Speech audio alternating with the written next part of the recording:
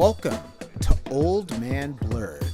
Hi, I'm John, and along with my friend Terrence, we make up a pair of lifelong geeks who happen to be black, over 50, but are certainly nerds first and foremost. The Alpha Geek and the Omega Freak. And we welcome everyone. And by everyone, we mean nerds, blerds, and bleaks, cosplayers and role players, geeks and freaks, Marvel zombies and distinguished competitors, Trekkies, Star Warriors, Batmaniacs, and Spider fans, Warhams, Whovians, AFOLs, adult fans of Legos, Tolkienites, Weeaboos, Supernatural hunters and otakus, Ava geeks, Bro stars and Sistars, Pokemon trainers, Potterheads, Bronies, Whovians, Browncoats, and Scoobies, and all nerd properties in between. Because we are over 50, we've seen a thing or two, and have experience, long experience, with a lot of these properties. So thank you for listening to Old Man Blerd. Hello. Hey, there you are. Finally. Yeah, because it was not saying that I could unmute you, which is weird. But anyways, hello. We're here. All right. Yes, we are. An abbreviated version of the newly name changed, used to be Blerd Vision, but Blerd Vision was taken. And now it's Old Man Blerd, which could have been Old Man Geek, but I was like, I've already got Old Man Blerd. We'll keep it. Not that we're old, like you said last week. We are refined. But yes, like a wine. Exactly. But with that, we are old enough to say that some of the things that are nerdy, we have experience with that is going on 30, 40 years. Whereas I was looking at some of the other Blerd podcasts, all respect intended, they're all in their like 20s and 30s. Pups. It's like hardly inconvenient to be a Blerd now. So a lot different than it was then. So well, yes, and that's what gives us the advantage because we can talk about the old days, as they want to say. Right, the old days. Yeah, like when Spider-Man with Nicholas Hammond used the rope for webbing. Yeah, right. So Terrence, my brother from another mother, what nerdy thing are you up to right now?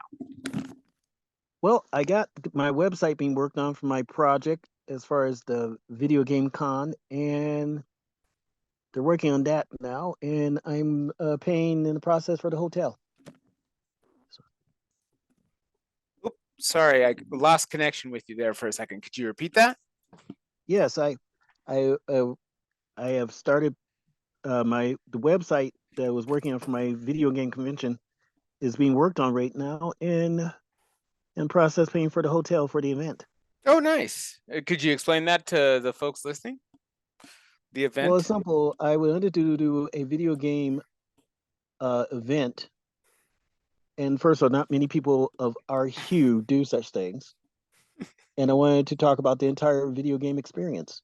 Oh, okay. So you have some voice actors, some talent, some rooms for exactly. Like playing. There's some people that are very good at just doing trees, but their trees look real. Nice. And they should actually be praised for that because, not everybody can do a tree. Ask the folks at, I guess it was Pokemon Sword and Shield where the trees were kind of a little funky. Yes, in Pixar too sometimes. That's true. That's true. Trees in water are always real tough to animate or to program as far as video games. I'm trying to think what I'm up to at the. You mentioned before the podcast my One Piece little skull cap that I'm wearing. I'm getting back to watching One Piece. That's the nerdy thing I've done this week. Is it the live action, or are you comparing the live action to the anime? The anime, actually. I've seen all of the live action. I'm at episode 800 of the animated series, and I took a break for a while because I was like, I just was watching nothing but One Piece. which it's great, but after a while I was just like, oh, I gotta take a break from nothing but One Piece. So started watching Mob Psycho again and Jujutsu Kaisen and some other anime stuff that I was really interested in and seeing on my hiatus from the job that is watching One Piece. Well, that's the way it is with some geekdom, isn't it? I mean, like you were to watch Star Trek, that's a good 700 hours. Yeah, right. Well, I have to tell a geek secret. I have seen all of the original Star Trek. I've seen all of Next Gen, but I haven't seen that much of Deep Space Nine, which I hear is stellar. Um, that it is really, really good. And I've only probably seen maybe a half a season, maybe the full first season of that. Wow. Isn't that crazy? I know, isn't that, I mean, that is, they're gonna have to they're gonna have to revoke my Blerd card because, uh, Avery Brooks is the lead actor in that. The lead character in a sci-fi series was played by him, an African American, and have not seen the whole thing.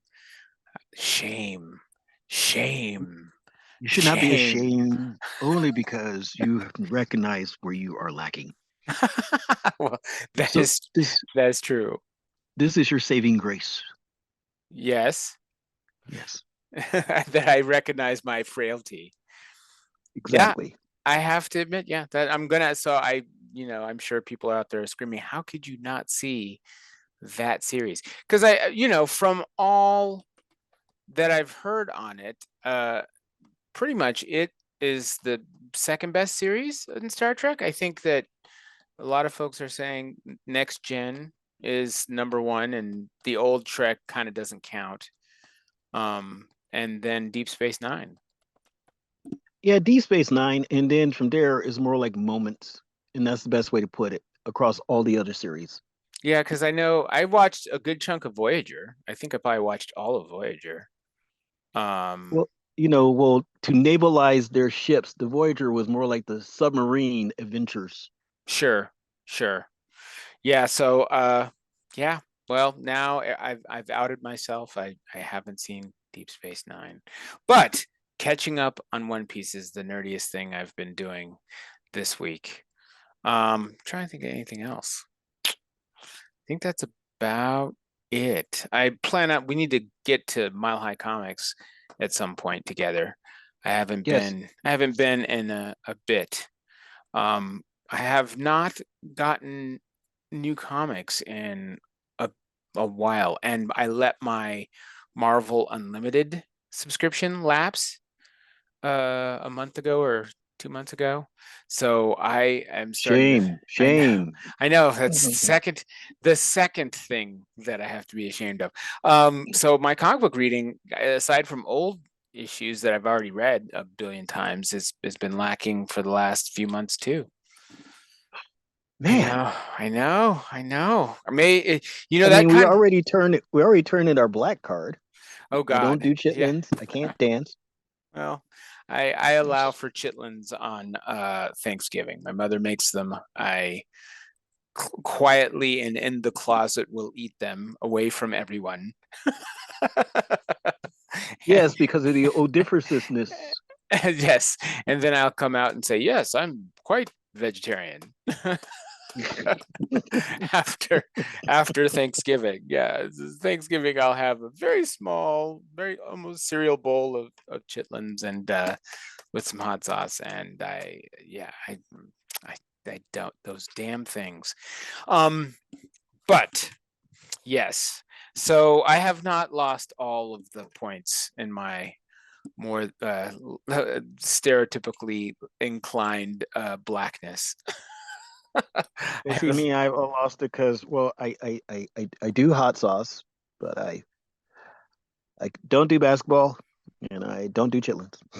I don't do basketball. Yeah, there I lose points because I like hockey and soccer. But soccer, I guess I could be an international man of mystery sort of African Well, yeah, American. that's what got me too. Because you know my last name. I swear to God, my father was white when I was young. Oh, well, see, but it's French. It's a beautiful French name. I agree, but it's because I like soccer in tennis. I will say that in terms of colonial imperialists, I'm a little soft with the French. There's a part of me that's like, I think I have a tendency of being of a similar I guess temperament to the French. I can be occasionally snotty and judgmental, and I do like philosophy. So Well, see, and you think about the French, they were the first ones to accept us to a degree that's true. James out of that group. Baldwin. Yeah, James Baldwin, all the jazz people, they left in the 50s and 60s to go there. Um, Mhm. so I think that the minus with France is of course Algeria and all of northern Africa. The plus though is that as long as you speak French and are born there, they don't really care. No, they don't. They don't really care. Oh, see, my phone always rings while I'm here on our podcast, and it was a commercial. I need to always remember to mute. But That's okay. It was a good commercial. yeah, I just was like, when you see that call that comes in, it says possibly spam. It's like, no, they couldn't stop them from calling us on our cell phones, but they at least give us a heads up. It's like possibly spam. See, that's why I don't like off the subject a little is they're saying that the biggest video game environment right now are phone games. Huh. And I'm starting to hate phone games for the Sure. very reason that we just mentioned, and that is commercials. Yes, You, they do have a lot of commercials on phone games. Mhm. I have been playing. That is sort of nerdy thing I do. Like if I'm waiting in an office for my other job, or one of my many other jobs, uh, I will sometimes open up the Warhammer game that's on there. I forgot what it's called. I just downloaded it, and it's fun. Tacton or something like that. Tacticus, I think is what it is. Tacticus, Yes, and you're right. It is Tacticus. it's fine. It's fun. It's a nice time eater. I mean, if I don't have my Switch where I'm just playing Pokemon or whatever else in an office, waiting for the appointment or meeting, um, yeah, I'll just whip out that phone game. But yeah, commercials and upselling, they do a whole lot of that. And that's why I like disc again versus digital because I can see myself playing Skyrim 2, Elder Scrolls 6, and if it's a disc, I can sit there and play it versus digital download and out of nowhere, here's this commercial and I'm already fighting a demon or dragon. I do not have time for that. That's true. You're trying to save the world from the hellscape. And they're disrupting my mindset. This is not good. They're killing your vibe. Um, Exactly. Or well, is a Bioware girl game is a Bioware game I'm picking up a girl and it's not working, man. They're oh, throwing well, off my vibe. there you go. Yeah, I found out I've been playing Baldur's Gate that there's romance options. So I think they're slowly, I guess, red pilling us to start doing dating sims in computer games in the West. It's like, It's wait, okay. I want You to know, seduce the drow. it's weird sometimes because like I know this girl that's like 20 years younger than me and she looks actually like one of their computer game graphic girls. It's like, are you kidding me? I mean, built and everything. It's like they just follow her, Well, motion yeah. captured her. Yeah. I think that all of the voice actors are the faces of the characters in Baldur's Gate as well. I don't know if they went all the way in terms of their bodies, though. That I do not know. I would feel like they would have to get paid extra for that. Well, It's you like, just okay, actually brought up another. you can use my face, but I don't know if you can use my the rest of my body. Because yeah, you do get up to some naughty time in those games if you wish. I have not explored this. I just have been trying to survive and get to multiple uh get to I guess it's like the third act is the last act. Living's kind of more important than naughty time. Yes, yes, but I think it's going to be the wave of the future. I do. What were you saying? I'm sorry, I interrupted you. I thought. No, but you did bring up something that has been mentioned. As you know, the actor strike has ended. Mm-hmm. But by the same token, the voice actors were actually uplifted in a bad way because there was a small company that all their actors are AI. All the Oh, vocal actors are AI huh. as a The cost saving measure. so the And voices were AI as well? exactly. Huh. I didn't know that. I guess that makes sense. They could, I assume if they can make people to look like people in AI, they can certainly imitate the human voice. Well, yeah, but see, what people don't think about, what you say is absolutely true, but is hate to say this, but is kind of like when they have a clone or something in sci-fi, there's always something off. Hmm. When they do the voice acting, there's some emotion that they're calling upon. Even June Frey, when she did Rocky, as in Rocky and Bullwinkle, Mm-hmm. she called upon herself when she was a little girl to Mm-hmm. do, Rocky's voice. Mm-hmm. The AI is not going to have that reference. They can copy it, but it won't be the same. It's true, and I think I think that was a big win for the Actors Guild and the Writers Guild is that they were not going to have AI likenesses take over their jobs or use their likeness in AI settings. Like in other words, just you've acted once and they're just gonna take your image and use it in everything that they want to. So that's a victory. I think it is arguably going to be delaying the inevitable because I do think that eventually it's just, there are plenty of shows and plenty of movies that didn't seem like they were all that creative. And so I'm sure AI can write as good a movie as any number of sequels that are out there. So it's probably going to happen at some point. I would not Well, the end doubt. game, if you really think about it, will be the ultimate joy. We all have that movie we like, and they have the ending we don't like. Hmm. And when it reaches this nth degree, you're going to find people have multiple endings. Yeah. Yeah. I mean, Just like a role playing game, literally, just like a role playing game. mhm. Choose your own adventures. I'm sure that they could AI could tear that up. But Exactly. speaking of Endgame, that will bring us to a news segment. There's going to be a Marvel's Avengers, the skyscraper. They're gonna release the skyscraper, the Avengers Tower, in Lego. Later on this month, I think the 24th. It's gonna be like 600. 5,000 pieces.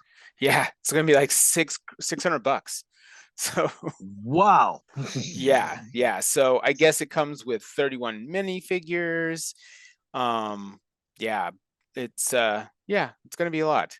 But I think you get a free Lego Marvel taxi while supplies last. So Avengers Tower.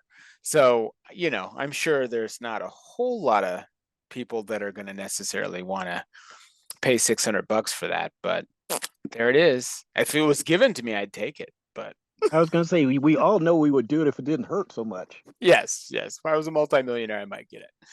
Oh, oh, come on. You know you gave you a multimillionaire. Now, a thousandaire, maybe not. Yeah, multimillionaire. I think I would be like, okay, yeah. Well, if I was a multimillionaire, I'd just have a Lego room. I would just say, okay, well, this is gonna be the Marvel universe over here. I'd have the street that has the Baxter building and the Sanctum Sanctorum of Doctor Strange and the Avengers Tower and everything else. I'd be like, oh, that's the Marvel section. Over here, we're gonna do the Star Wars section. Yeah, but just have a Yeah, in the room of Batman just that. section, because they really don't have DC. That's true. Well, I think they have a little bit of Superman stuff, don't they? It's mostly Yeah, just Batman, but mostly Batman. it's Batman's their go-to. yeah, mostly Batman. I think they probably had some of the well, did they? Maybe some of the Justice League at one point when the movie came out? I think so. When the movie came out, I think they did like 5 sets.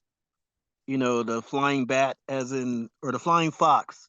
Mm-hmm. That was Batman's fortress, air fortress. Hmm. And then they did Atlantis. Yeah, that checks out. Did a new version of Aquaman. There's like, I mean, Aquaman, I tell you, aside from Hawkman, there's like how many different versions of Aquaman are there? There's of course the Jason Momoa version. There's the one with the hook. There's the hook and the beard and long hair. There's short hair Aquaman from the Super Friends. Right? There's the Smallville version. Yeah, there's a lot of Aquaman. He should get more props, but he just doesn't. I think it's the orange and the green. I think as a color combo, that's not a favorite color combo for our what is it, four color heroes. Well, yeah, but they also said the reason that was that way is because that's supposed to be his political prison outfit. Huh. That I did not know. Was he so I read the Peter David Aquaman, but that's about the only Aquaman I ever read. Ah, where the shark took his hand. Yep, I read Aquaman. Yes. Hook Aquaman I read. But it was like they had finally, just like so many characters around the early 2000s, they sort of figured out, oh, we can kind of write these based on modern scientific understanding of things. And it was like, well, yeah, Aquaman, to lift whales and throw them, he would have to be super strong. He'd have to be Superman level to do the things he does underwater. Well, yeah, the biggest thing was him being able to go to the bottom of the ocean. That was the biggest thing Yeah, because of the pressure. yeah, it's like he's not getting crushed being in the Marianas Trench or anything like that, but he's kind of thought to be this wimp of a sort. It's like, Yeah. not really, you know. He should have been thought to be far stronger, and so David wrote him that way, and I think Peter David also, but that's how he changed the Hulk around too in a good way. So Hmm. I kind of tend to follow him a bit when I'm pretty sure it was Peter David that wrote that Hook Aquaman. I could No, be. he did. He's the one that he did that, and then he did the camouflage suit that they had for briefly. That was like purple, blue, and white because Hmm. it's supposed to be the shimmering in water. Hmm. Yeah, but see, that's the thing about superheroes. The tough thing about superheroes is, I mean, in this, okay, on the soapbox briefly. The tough thing about superheroes is you can't really change their costumes much without a bunch of consternation from all the fans. I mean, you could change Spider-Man to the black costume because arguably it was a pretty cool costume. But in general, you can't mess with the colors at all. You can't even, I mean, I have not liked a Superman Uh, suit in a long time at this point because of some of the changes they've made. But, I'm a, I heard that they couldn't do it. I mean, they could do it, but it wasn't so much a backlash of the fans as licensing. huh, Because you for, think about it, they have an Aquaman suit, mm-hmm, and you have all these contractors paying for this costume look, and then they change the look to a Florio. That's not Aquaman again. hmm. So it's branding. It's all brand licensing and branding. You can't Right. change. Yeah. But what's interesting is that Batman has all kinds of suits, although you never see him in them except very briefly. I think most of But his most colorful suits were in the 60s, where he'd have the zebra suit and the pink suit and the all these different all these well, different suits that he had. well, that's because they realized it was a suit. I mean, in essence, he could get away with it the same way as Iron Man can. The Mark Yeah, 27, the Mark 28, the Mark One. yeah. They've always been able to mess around with Iron Man's costume. Um, but they haven't been able to mess with too many people's costumes, like, and have them super varied. But I mean, with Iron Man, it makes sense. It's like the technology changes. It's no longer a big clunky gold suit. Let's make it a streamlined red and gold suit, or Mm-hmm. let's make it a black suit, or let's make it a silver and red suit. It makes sense. The technology changes, but in general, it's like Hulk always has purple pants. So It's Spider-Man, not the TV show. He had green Crocs before they had Crocs. yeah, that's true. That's true. But in general, yeah, they don't mess with anybody's suit. They can mess with Wonder Woman's a bit, because they can always say, "Oh, she's a warrior, so this is her warrior outfit," right? Right. And that's always been the problem also when it comes to suits is that there are different in camps because like we were saying earlier last podcast about the different races like black, Mm-hmm. lightning and black volt. Mm-hmm. It's the same thing about Black Manta. yeah, they were talking about they had the lady who did super Indian is her Mm-hmm. superhero. Super And Indian. she was talking about how, Indian women are strong and they always put them in the movies and in the comic books with leather fringe. Sure. And she was referring specifically to Dawn Star. Sure. Sure. So when so they're specifically thinking Native American Indian is what you were talking about. I gotcha. Right. Uh-huh. Yeah. Um, well, in Thunder, what was his name? Thunderbolt? It was Thunderbird was the Thunderbird, X-Men that's that was right. Native American. Yeah, he was in for a hot second. He died in like three. I think it's because they realized they couldn't have two Wolverines because they basically had two jerks who were, brash and mean and short-tempered. And they were like, well, the guy with the claws, let's have him stay. The other guy just runs fast and jumps and, that kind of thing. So they kind of killed him off. But they managed to bring him back over and over again. And each time it's just like, you guys didn't really know what to do with him, did you? Well, that's always the problem sometimes is they don't know what to do. Like going back to we were talking about the Legos, that's a good example of missed opportunity. There's no reason why there shouldn't be 1,000-piece Green Lantern. And you just go nuts with these different green things Like all the different emulating from the alien ring. yeah, all the different. Oh, that's true. Yeah, you could just get a sort of transparent green, neon green stuff that you could make all kinds of different shapes out of. I suppose there's someone out there that is a major Green Lantern fan, and they have done that. They've gone to the Lego store and they just farmed out all of their fluorescent green Legos to make their giant fist or whatever else. Exactly. But yeah, but again, Green Lanterns can't mess with the costume. Fantastic Four can't mess with their costume either. Well, you can, but like Green Lantern, you have to have a lantern on it somewhere. You got to have the Fantastic lens. Four, you have to have four on it somewhere. That's true. They did have it white there for a second. Oh, that brings, see, an interesting segue to the next news piece.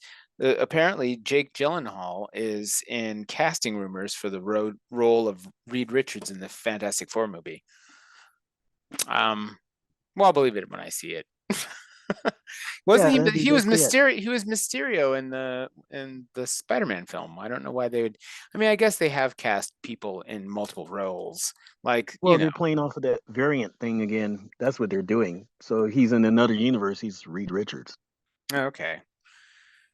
Yeah, they're gonna mess that up. I just have absolutely no faith in Marvel's whatever phase this is. What is this? Phase 4?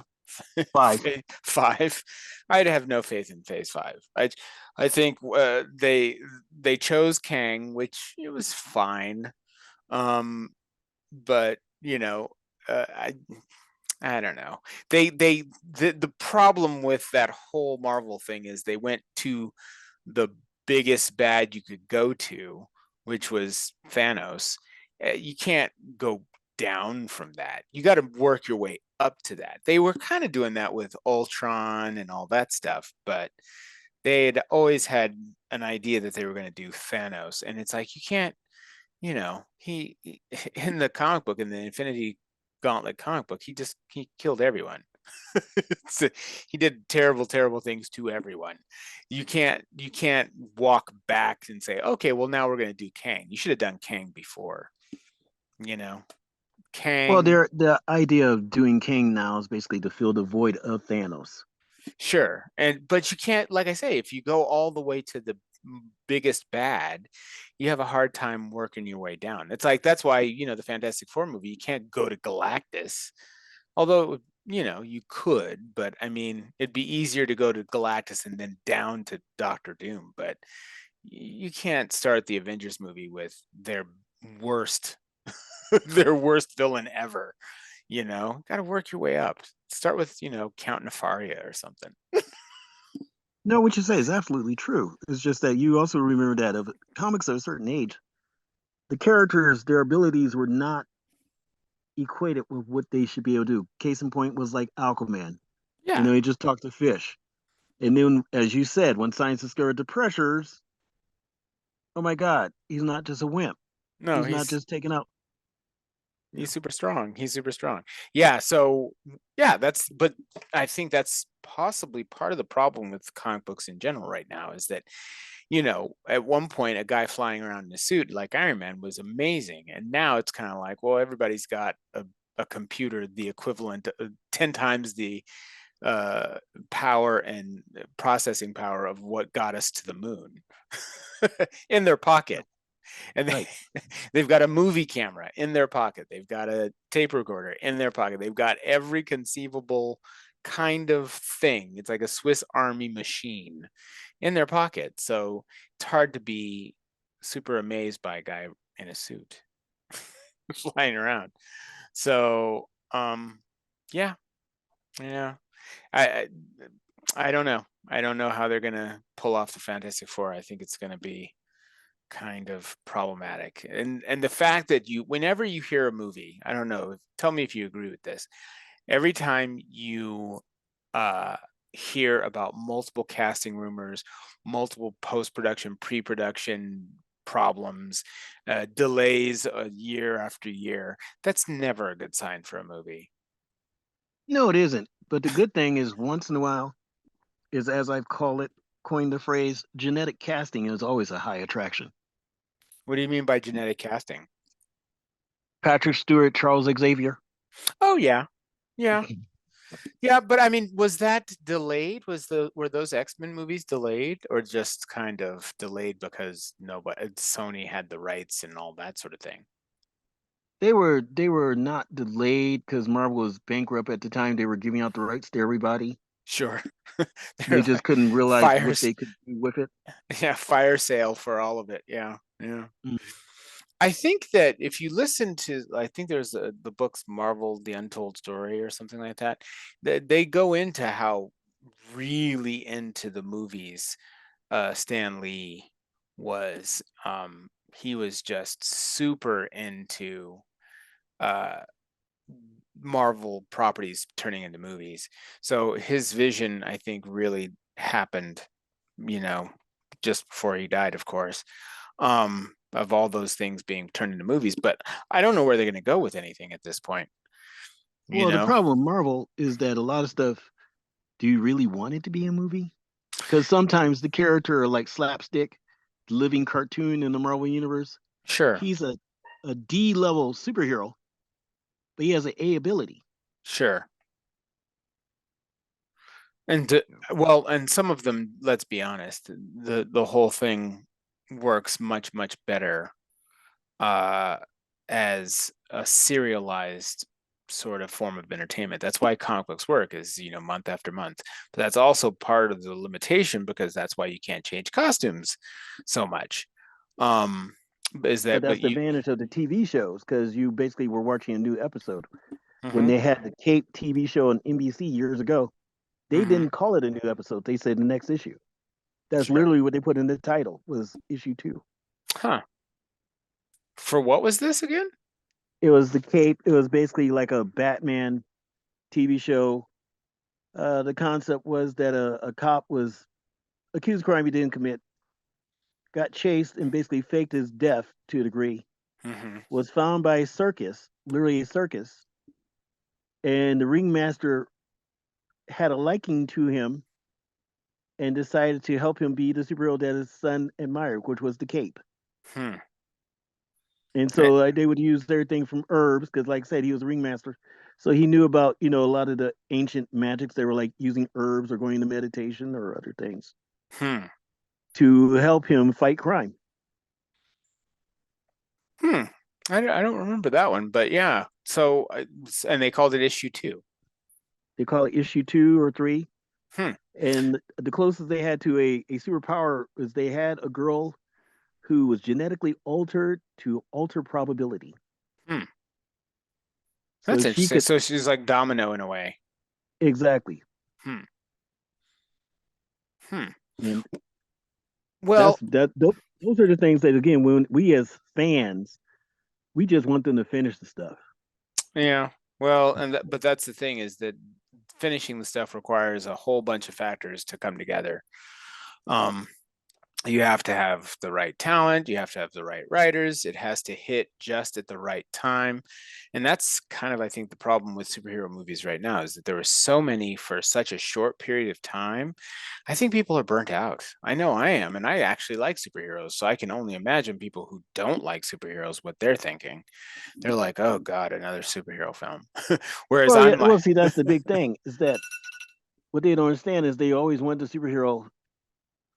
The superhero's power is restraint, mhm, and that's what they don't understand. Because in our society, as long as we have people who can go to jail for a crime they didn't commit, as long as we have officers who can kill without there being a weapon or any other justification, as long mhm, as people get made homeless because of a technicality in the law, is why we mhm. need superheroes. Well, so that's, it is a bit of wish fulfillment. I think that, that probably is a good segue to get to what I think the main topic of today's podcast was going to be, which was, sort of these notions of switching the race of different characters, like as far as what we touched on last week about inorganic and organic casting. I wanted to get a little bit deeper with that, because there's been a bunch of different things where they've done some casting that's been different. And like I said, I'm still a little concerned about Doctor Who, because I don't really want to hear about a bunch of British Doctor Who fan racists talking about the new Doctor Who. But just to open up the subject, you know, we're looking at superheroes as a form of wish fulfillment in some ways. It's like you feel powerless in your life. You can look to superheroes and be like, oh wow, that they fixed a problem. They never fix big problems, but they stop bank robberies and stop some super powered terrorists from doing crazy things, and there's a bit of wish fulfillment there. And until real recently, that wish fulfillment had to be through characters that were predominantly not people of color. I mean, there were always a few. People not like us. Yeah, there was always a few. There was always Black Panther's a fairly old character, considering he was debuted in this Simon in the Kirby and Lee days of Fantastic Four. But in general, it was few and far between until the Bronze Age. And the Bronze Age was all 70s, all martial arts. That's when you got Power Man and Iron Fist and Misty Knight and Shang-Chi, the master of Kung Fu. So you got a lot of different characters then. But the subject that I was wanting to talk about today was about when you have an established character and they change the race, or they maybe don't change the race, but they make another character of a different race with the same name, like Spider-Man's Miles Morales. I know right now people are trying to call the new Spider-Man game on the PS5, they're trying to say it's all woke because it's not as much Peter Parker and it's more Miles Morales. I don't know what makes it woke there. Well, that's because I was reading an article, matter of fact, the other day, that Insomniac, the one that's doing the game, they have decided they're going to take the path that Miles is predominantly Spider-Man now. Okay. So whatever reason Peter Parker is taking a break, it could be nothing more than his age and want a different life now. I mean, it Sure. doesn't have to be something bad. Sure. It's woke. It's woke. How dare you introduce people of color in this title? He's a totally different Spider-Man. That's the reason why I was talking to Phil Jimenez, artist, very talented, at length at one Comic-Con, and we were talking about, you read something about, like, there was a study about what groups, what ethnic groups liked what characters and why and all of that. And it seemed as though there was a preponderance of African Americans that were interested in Thor and Spider-Man. Spider-Man because you could be Spider-Man. There's no way you couldn't identify with him. And Thor, he was just so outlandish, I guess, and out there. I mean, he's pretty blonde, but for whatever reason, and I laughed with him because I was like, well, I fell into that stereotype for sure, that I did like Thor and Spider-Man. But you can be any, you could race. I didn't think makes much of a factor when you have a costume that you're all you're covered up in. And I remember like McFarlane, Todd McFarlane talking about, people don't know what race Spider-Man is. You could be anything. And I thought that was, and he thought that it was really great that that could be that way. And that was, I guess, sort of his impetus for having Spawn. It's like, you don't know. He could be black, he could be whatever color. But the issue is the fact that people are upset by these stunt casts where they change the Little Mermaid or they change the Kingpin or they make it so that it's mostly Miles Morales or a character who's been at this point around for what, 10 years, 15? About 10 years. About 10 years. About 10 years. Is it? I had the first appearance of it. I sold it when it started going up. I probably should have kept it, but Probably should I sold it for $700 because You I probably was should have like, kept it. but it's probably like close to $2,000 now, I'm sure. Double. Really? Yeah. I had the bagged version too, the unopened copy, and I was like, I'm gonna Oh my goodness. 6. 6,000? That's crazy. Huh. Well, live and learn. That's the thing about comics. I've had every valuable comic at some point in time outside of like the first X-Men 1. Yeah, outside of like giant size X-Men 1 and X-Men 1 and Avengers 1 and Fantastic Four, outside of those. But if you get to like in the latter part of the Silver Age and all of the Modern Age and Bronze Age, I've had first Moon Knight appearance, Moon Knight. I've had the first, I had the whole Byrne run in X-Men. I had the entire Miller Daredevil run. I had. So which one did you like better? Did you like Byrne or Austin? Well, Austin was the inker typically, so he did the inks for most of Byrne's stuff, whether it was on X-Men or Avengers. I think he did. Yeah, because see, you look at Byrne, Austin, and Perez, they each did little different things. Like Perez always was good with background. He didn't have just a blank gray black background. I mean, there was detail. Yeah, God rest his soul. George Perez is like, he's one of the goats for sure. I have a signed Teen Titans from him still, which is pretty cool. But my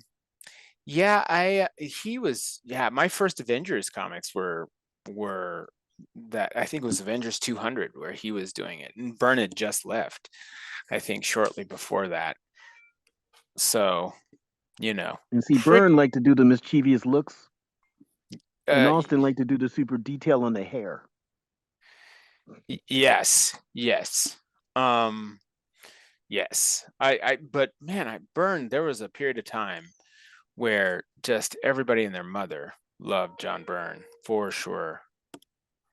So, yeah, I don't know if I have a preference when it comes to that, but Byrne, I thought one of the things, like going back to issues of race, I think Byrne always had different folks of color in his comics as well. My phone is blowing up. I think someone's back into town that I know that was out of town.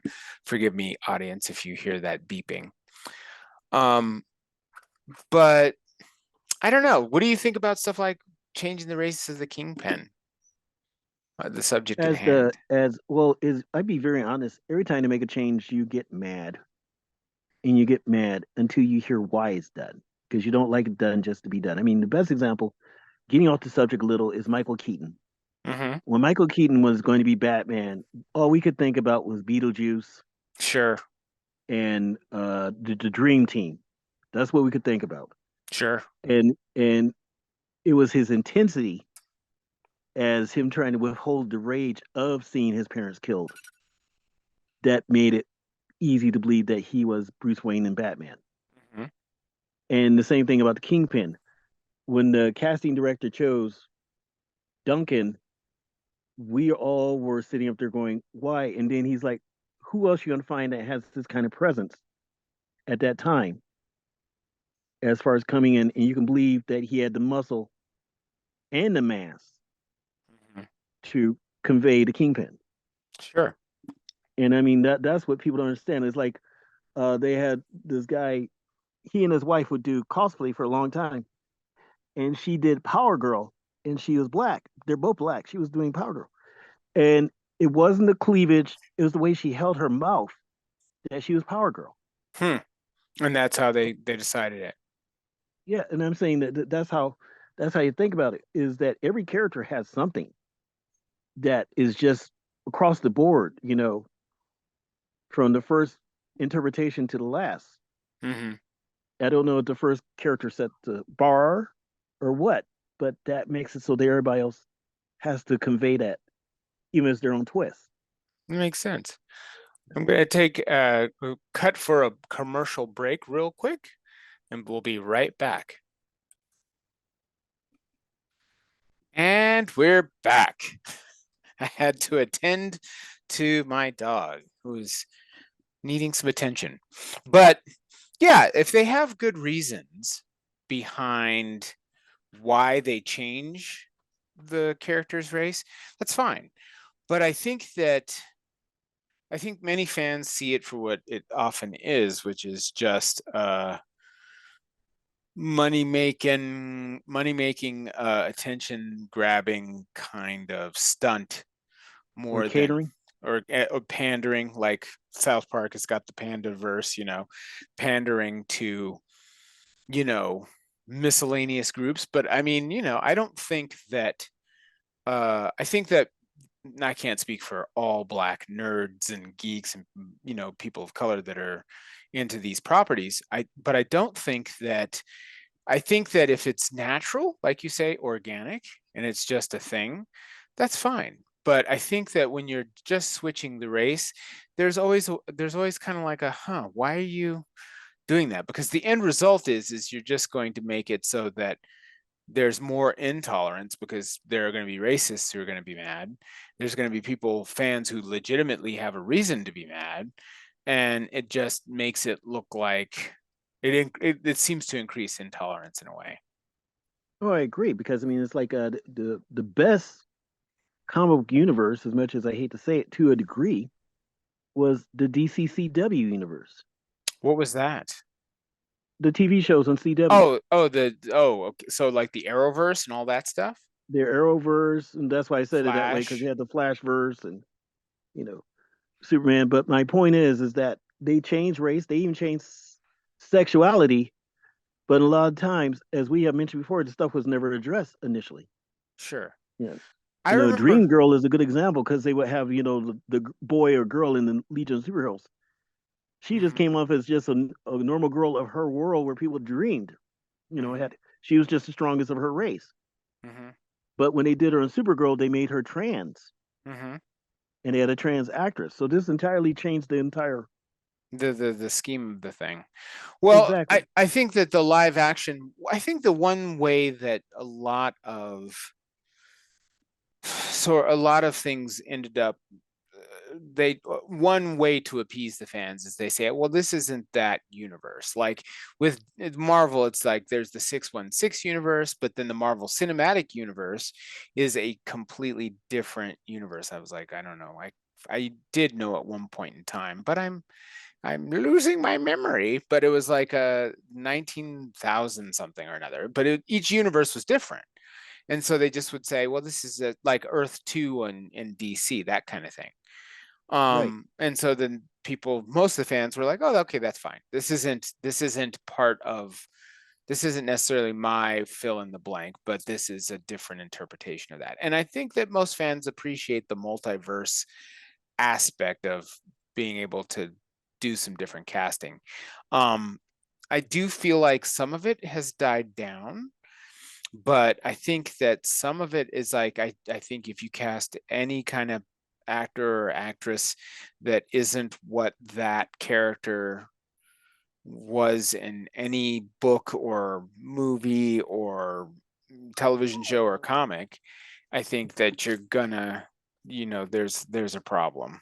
There's a Well, problem that's the that people same as have. best example as Will Smith as Deadshot.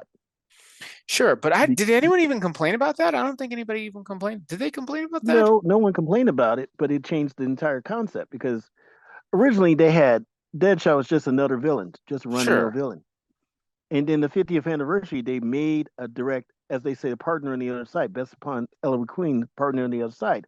Essentially a mirror version of yourself, but they're a villain. Hmm. And so when Batman's Bruce Wayne parents got killed that same night, a Lieutenant Gordon killed a husband wife criminal team Hmm. in front of their son. Hmm. And that son grew up to be basically the Batman equivalent, except he used a gun and he was going to hunt down Commissioner Gordon. And that's the origin of Deadshot in that particular universe? No, that was another character all entirely, but they got rid of him and basically made Deadshot take his place. Oh, I see. Because Deadshot was basically a person who just loved to shoot because he was bored. Hmm. And then he decided to start hunting animals. And then he decided to start hunting people. And Like he was became a rich. mercenary, right? Yeah, and he was rich, so he really didn't need money. And that's how he was equally equivalent to Bruce Wayne. He was rich too. Well, and so was interesting, I always felt like that was an interesting pocket of the DC universe. You had your Deadshots, you had your Deathstrokes, these guys that were super capable, almost like Batman, super capable, but villains. But it definitely was much later than it was modern age stuff for the most part. Because right, I mean, Right. Deathstroke's first appearance was in that Teen Titans 2? Titans. Yeah, Yeah. Titans. Yeah. So with the whole Judas contract, which is a nut bringing back good old George Perez, that was a brilliant story. Um, you know, yeah. So it's an interesting thing. Yeah, but yeah, I didn't see anyone complain about that. They just come. I don't know. Huh. I don't. I wonder when it comes to who complains about these things, where the complaints are actually coming from. If it's coming from fans, if it's coming from, weirdo incel racists that just want to start trouble, like that they haven't gotten their fill of 4chan and 8chan yet. Or if it's, just, I don't know what it is, because sometimes I think, Well, it's a little bit of all of it because, I mean, you think about some people that might have been like when we were kids, what was the biggest thing that a lot of white women liked? And why I said it now, because they're women now, was mhm, strawberry shortcake, because strawberry shortcake was a representation of redheads. sure, you think that was part of it?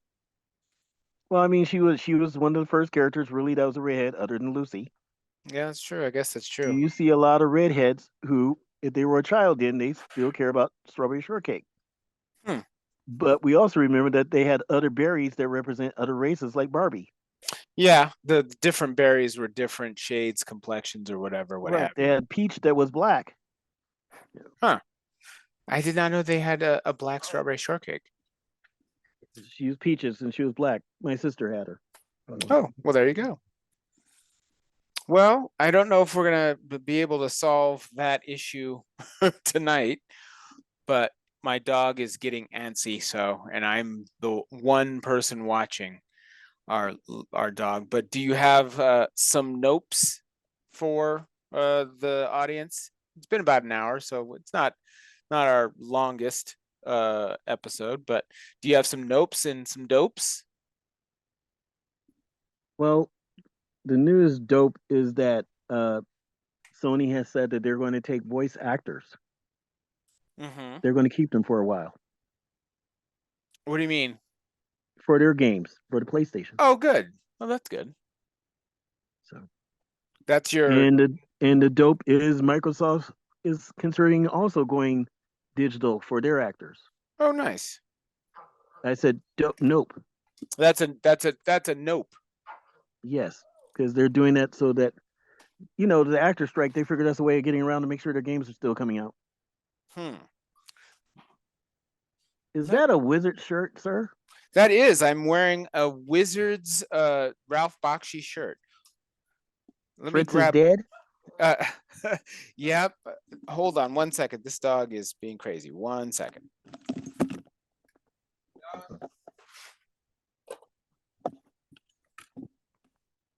I'm gonna have to have a technical difficulty sign that's just my dog and his ball. That will work. But yes, for those listening, I'm wearing a Ralph Bakshi movie, The Wizards t-shirt, where Love is on the cover riding the, I don't know what it was. It was kind of a dragon kind of thing that he was riding.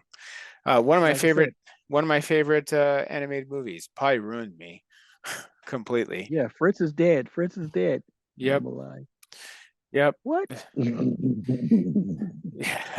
Yeah, it was such a, check it out if for ladies and gentlemen, if it's not super hard to come by. I think you can get it for like $5 on Amazon Prime. Yeah, Wizards by Ralph Bakshi, same guy who did the early Lord of the Rings trilogies As animation. as animation. I think he did Fritz the Cat, and he did Heavy Traffic and some other stuff, more adult Some of Heavy cartoons. Metal. Yeah, and some of Heavy Metal. He was early adult animation in America. I mean, there's always been adult animation in Japan and the East, but early Western adult animation, like Heavy Metal and all that stuff. So they would show some naughty things on occasion. Being But polite. Yes, but Wizards was great. I tell people about it all the time. Yeah, so good eye. You're not able to see this, ladies and gentlemen, listening, but yes, Terrence, I stood up chasing my dog around, and Terrence spotted, good eye, my Wizards t-shirt. But my nope is I heard Simon Pegg. I'm late comer to this, but apparently there's a quote out there. Simon Pegg, who is, Super Fuzz or Hot Fuzz and Shaun of the Dead and Spaced, all of which I love. It has a quote. This, I guess, was in July, so it's news to me. But he said, this is a quote: "This culture of infantilized adulthood, all these grown-ass men arguing about effing superheroes online. And meanwhile, the world is falling apart in so many different ways. And that's why we will all go to hell, because no one will grow the F up anymore. Everybody's so plugged into being a child, I've aged out of a lot of what people assume I'm about. I don't feel that I'm like that geeky guy anymore, particularly. I don't have the same interests I had when I was 35 or 40 even. I'd much rather watch Secession than some sci-fi." And that's a nope.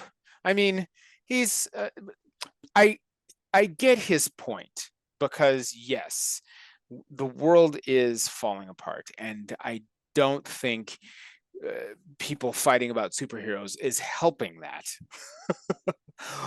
But at the same time, I think, just like what you like, and it's okay. I don't think it's necessarily being infantilized.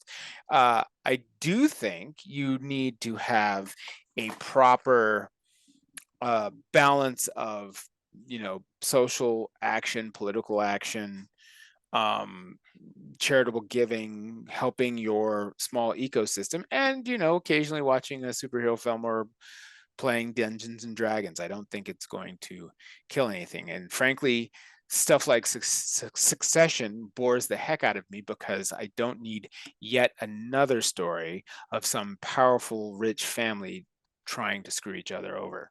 I feel like, we've been watching that place in Shakespeare. So I don't I don't think that's necessarily the height of human creativity. Well, Watching that's a because see what he's business. trapped in the idea, and that is that we all have our own way of surviving trauma. That's the best Sure. way to put it. And trauma, unfortunately, can be a scale of 0 to infinite. Hmm. And I mean, it might be as simple as throwing a Tootsie Roll in your mouth to going to have to play a video game for a week. Sure. But if our escape, I mean, to me, our escape is no more wrong than you hear. He talks about problems in the world. Okay, let's talk about problems in the world. We have the American society. They will fight because of pride and ego in our very government before things are accomplished. Sure. Sure. We have a completely ineffectual government that will tie up, any kind of forward progress, because, someone wants to have a bill that supports, gay marriage. We'll tie up everything to prevent it. People will do that. Exactly. I mean, the People best will, example is, let's say we found a cure for cancer. Let's just throw it out, a cure for cancer. And Mitch McConnell is in charge. Okay, he says, well, it's done by a liberal. Yeah, well, we're not going to release it. That's yeah. the So state we're in right now. And yeah. that's not a So good state. and so I don't think watching Succession or Avengers Endgame is going to move that needle. Exactly. And then the Until same thing the about, needle will have to be moved by far different people than that. I mean, and it may require the whole planet being on fire and people saying, we're done with this supposed representative government because it's not representing anything or anyone except special interests in small groups. So yeah, I do get his point. I think it is a bit ridiculous to take any of these fictional things so seriously that you are arguing at the top of your lungs about it. But I do think they're fun things to talk about and fun things to cover because they're fun. And I think in a world that's becoming increasingly grim and dark like ours, any brief amount of respite you get, which may be just watching a sci-fi show or playing a silly video game or a silly comic book to some people, might just be enough to prevent you from being so negative in your small ecosystem and spreading that negativity around. Exactly. Because sometimes when they talk about bullying or they talk about the shootings, as far as school and all that, how many of those things would have been inverted if someone could call up somebody and say, I want to talk about the Moon Knight versus Batman or something. That whole distraction could save someone's life. Sure. And, I think that whatever positive impact I have on my world now or even in the past comes in large part because, some of these things helped me put one foot in front of the other and stay alive, and try to continue. Because, when you're, a lonely kid or maybe you're a little shy or you're a little maybe smarter than people want you to be or precocious or what have you, these things can be your salvation. These science fiction books and properties. I mean, I can't even express how much I got out of Stephen King and Ray Bradbury and Arthur C. Clarke and comic books and playing Dungeons and Dragons, and so those things helped me to keep going and encouraged me to help others to keep going. So I think probably a net positive, whereas Succession just makes me think corporations are evil jerks and continue to spread their poison. So, love you Are still, you just a little bit Simon. biased? Yeah, love you still, Simon Pegg, but I think you might be wrong on that one. Well, sir, I think that is gonna, I guess, a slightly abbreviated version, although not too abbreviated. It's been about an hour. We did over an hour. Oh, good, perfect. Well, the fans, the subscribers will dig that. Yes, they can tolerate us another week. Yeah, they'll tolerate us another week. I'll try and get better about getting some news stuff out there that we like to talk about. But you're just getting a window of our rambling Old Man Blerd sort of meanderings in our minds, and I hope that you enjoyed it. Please, yeah, right. You can find Terrence at drakestorm@gmail.com. And you can find me at thatsoquantum@gmail.com. Check out the That's So Quantum show. We'll be starting the second episode, hopefully fairly soon, doing a read through. You can check out the Felicia Day song that we wrote to another nerd princess. And yeah, that we'll see you hopefully in about a week or so. And as we like to sign off, don't be a stranger. Just be strange. Take care. Have a great week, everybody.